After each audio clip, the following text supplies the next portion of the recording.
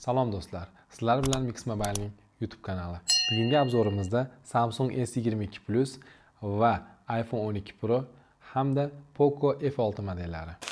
Nima uchun aynan ushbu 3 smartfon? Sababi bu smartfonlarning bozordagi narxlari $300 tashkil etadi.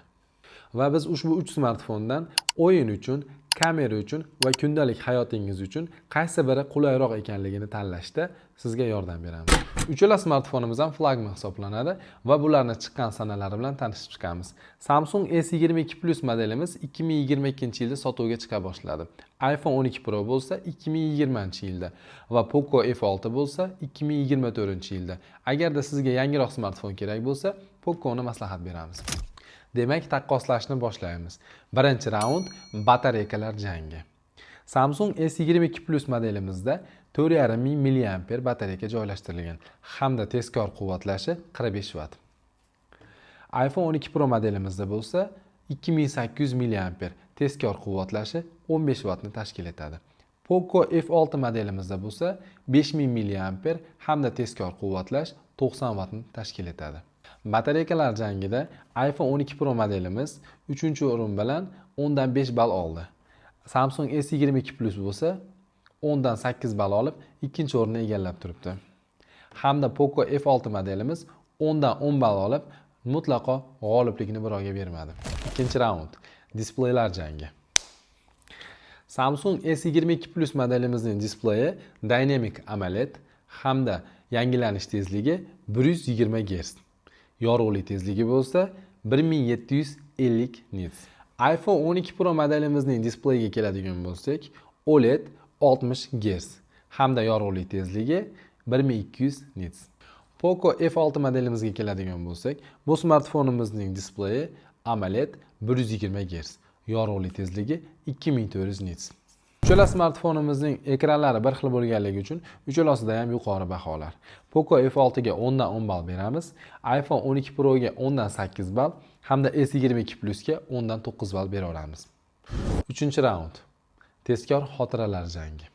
Samsung S22 Plus modelimizning tezkor xotirasi 8 GB ni tashkil etadi. iPhone 12 Pro modelimizning tezkor xotirasi bo'lsa atiga 4 GB ni tashkil etadi. Poco F6 modelimizning tezkor xotirasi bo'lsa 8 GB dan 12 GB gacha xotirani tashkil etadi.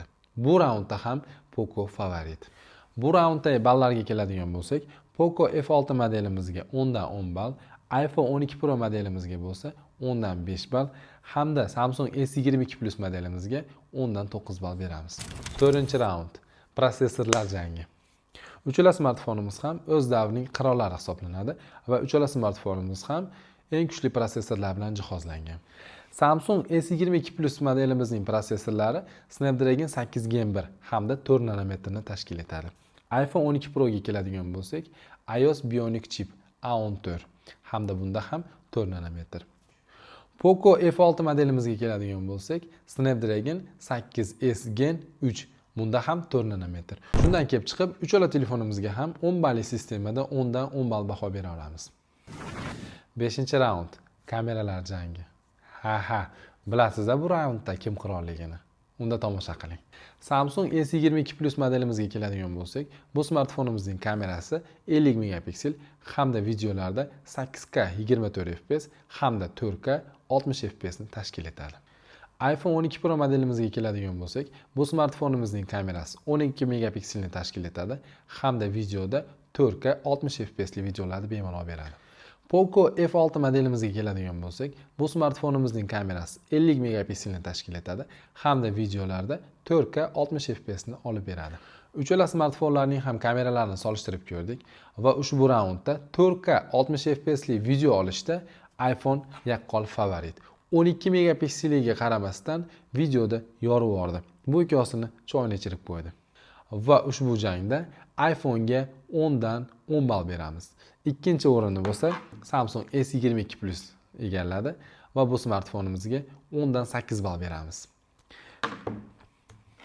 Va hamda Poco F6 modeli 4K 60 fps olgani bilan juda ham tasvirlarni xira qilib qo'ydi va bu smartfonimizga 10 dan 5 ball beramiz. Va nihoyat, oxirgi raund. O'zbekistonda PUBG o'yini ommalashganligi uchun PUBG test qilib, uchala smartfonning xarakteristikasini tekshirib ko'ramiz va qaysi smartfonda balandroq FPS ochib berar ekan. Demak, Samsung S22 Plus modeliga keladigan bo'lsak, bu smartfonimizning protsessori kuchli bo'lishiga qaramasdan hamda ekranning tezligi 120 Hz bo'lishiga qaramasdan PUBG da zo'rg'a 60 FPS da ushlaydi ekan va juda ham qizib ketdi va menga o'yin natijasi umuman yoqmadi. Bu smartfonimizga 10 dan 7 ball beramiz o'yinda. iPhone 12 Pro smartfonimizning ekrani 60 Hz bo'lganligi uchun PUBG da o'zini unaqa zo'r ko'rsata olmadi. 60 FPS va qizib ketdi, lekin yomon emas. Samsungdan ko'ra baribir yaxshiroq. Shuning uchun bu smartfonimizga 10 dan 8 ball beramiz. Poco F6 modeliga keladigan bo'lsak, bu smartfonimizning protsessori Snapdragon 8 Gen 3 hamda ekrani 120 Hz bo'lgani sababli PUBG da 120 FPS ushadi. Va qizish bunda ham kuzatildi. Bu telefonimizga PUBG da va o'yinlarda 10 dan 10 ball bera olamiz. Shu bilan test janglarimiz o'z nihoyasiga yetdi. Ko'rib turishingiz mumkin, men pastda ballarni yozib qo'yganmiz. Mutlaqo Poco favorit. Va shuni aytib o'tamanki, demak azizlar, sizlarga o'yin uchun hamda batareykasi uchun smartfon muhim bo'lsa, ushbu modellar ichida Poco F6 modelini tavsiya etaman. Agarda sizda nozik did va kamera uchun smartfon sotib olmoqchi bo'lsangiz, ushbu smartfonlar ichidan iPhone 12 Pro ni tavsiya etaman. Albatta sizga qulayligi va kundalik hayot uchun smartfon zarur bo'lsa, albatta Samsung S22 Plus modelini tavsiya etamiz. Va shuni unutmangki, bugungi kunda uchala smartfonning ham narxlari 300 dollarni tashkil etadi. Agarda sizda 300 dollar pul bo'lganda ushbu 3 smartfondan qaysi birini sotib olgan bo'lardingiz? Kommentariyada o'z fikringizni yozib qoldiring. Sizlar bilan Sardor Bekmamedov hamda Mix Mobile YouTube kanali bo'ldi. Ko'rishguncha xayr.